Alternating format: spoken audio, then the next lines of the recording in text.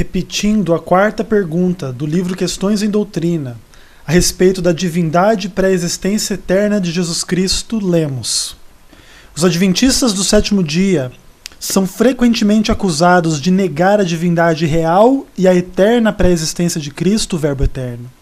É exata essa asserção? É aceita entre os adventistas a crença na Trindade? Deem, por favor, os fundamentos bíblicos de suas crenças. As bases bíblicas para a crença da divindade de Cristo estão expostas em pelo menos 7 linhas distintas de evidências, as quais, tomadas em conjunto, estabelecem plenamente a sua divindade. A primeira dessas linhas de argumentos se refere ao fato de que Cristo reconheceu o título de Filho de Deus. Ele reconheceu esse fato pelas suas próprias palavras, quando disse que o Pai o havia santificado e enviado ao mundo, e declarou positivamente ser o Filho de Deus. João 10, verso 36. Cristo reconheceu também esse título através do testemunho de outras pessoas. Mateus 16, verso 16 diz: respondendo Simão Pedro, disse: Tu és o Cristo, Filho do Deus vivo. Verso 17. Então Jesus lhe afirmou: bem-aventurado és, Simão Barjonas, porque não foi carne e sangue que te revelaram, mas meu Pai que está nos céus. Cristo empregou o título Filho de Deus sem a menor reserva e com a maior liberdade e franqueza. Este é o único título que abrange de maneira mais explícita sua relação com o Pai.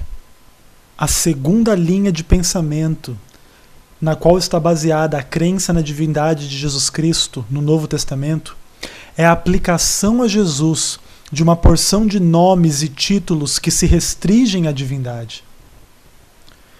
Dentre os títulos divinos usados para se referir a Jesus, citamos Deus, João 1, verso 1. Deus conosco, Mateus 1, verso 23. O grande Deus, Tito 2, verso 13. Deus bendito eternamente, Romanos 9, verso 5. O primeiro e o último, Apocalipse 1, verso 17. O alfa e o ômega, Apocalipse 22, verso 13. O Senhor, Atos 3, verso 14. O Senhor de todos, Atos 10, verso 36. O Senhor da glória, 1 Coríntios 2, verso 8. Maravilhoso e Pai da eternidade, Isaías 9, verso 6. A palavra de Deus, Apocalipse 19, verso 13. Emanuel, Mateus 1, 23. Mediador, 1 Timóteo 2, verso 5. Rei dos reis e Senhor dos senhores, Apocalipse 19, verso 16. A terceira linha de raciocínio gira em torno do fato que o Novo Testamento imputa a Cristo atributos que pertencem à divindade. Esses atributos incluem a onipotência, Mateus 28, verso 18, a onisciência, Mateus 9, verso 4, a onipresença, Mateus 28, verso 20, e a imutabilidade, Hebreus 13, verso 8. Características essas que aparecem também em outros textos referentes a Jesus Cristo. Na quarta linha de raciocínio, vemos que o Novo Testamento atribui a Cristo funções e prerrogativas exclusivas da divindade. Estas funções e prerrogativas compreendem a criação do universo, João 1, verso 1 a 3. Preservação do universo, Hebreus 1, verso 3. Direito e poder de perdoar pecados, Marcos 2, versos 5 a 12. Direito e poder de julgar todos os homens, Atos 17, verso 31. Autoridade e poder de ressuscitar os mortos, João 5, 28 e 29. De transformar o nosso corpo, Filipenses 3, 21. E de conceder imortalidade, 1 Coríntios 15, 52 e 53. Na quinta linha de raciocínio, lembramos que quando Cristo disse aos judeus: antes que Abraão existisse, eu sou, João 8, verso 58, ele estava reclamando divindade. E seus ouvintes reconheceram as implicações de suas palavras, pois apanharam pedras para atirar nele.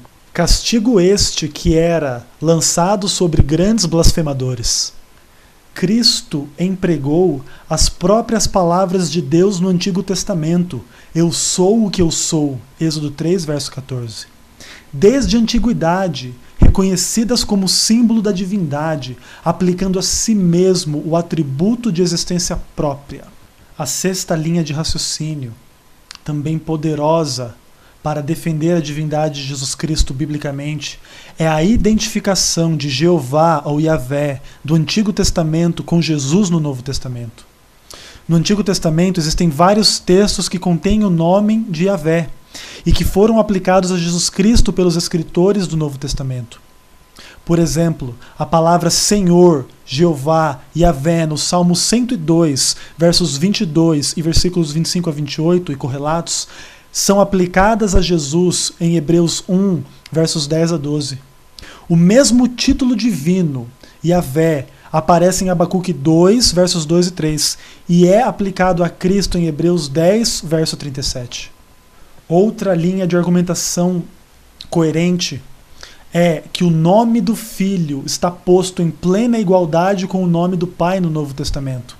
Isso se torna claro na bênção apostólica escrita em 2 Coríntios 13, verso 14, e também na fórmula batismal, Mateus 28, verso 19, e em outros textos em que o nome de Cristo com o nome do Pai estão unidos.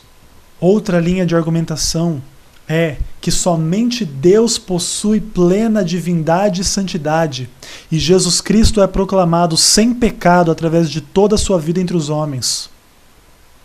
Jesus Cristo no Novo Testamento é chamado de o Santo de Deus, Marcos 1, verso 24, um ente santo, Lucas 1, verso 35, o santo servo Jesus, Atos 4, verso 27, que não fez nenhum mal, Lucas 23, verso 41, nele, em Cristo, não há injustiça, João 7, verso 18, santo e justo, Atos 3, verso 14, aquele que não conheceu o pecado, 2 Coríntios 5, verso 21.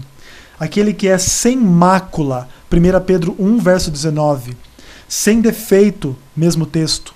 Aquele que não cometeu pecado, 1 Pedro 2, verso 22. E que está separado dos pecadores, Hebreus 7, verso 26.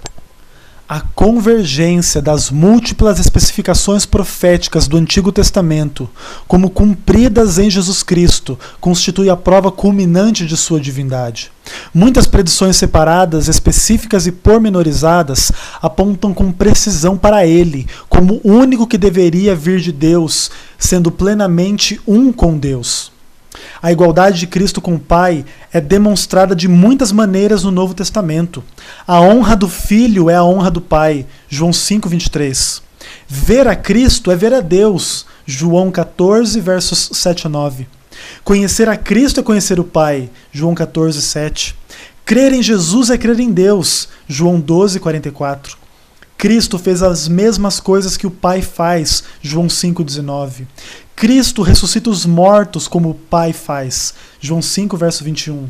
E Cristo tem vida em si mesmo, assim como o Pai, João 5, verso 26.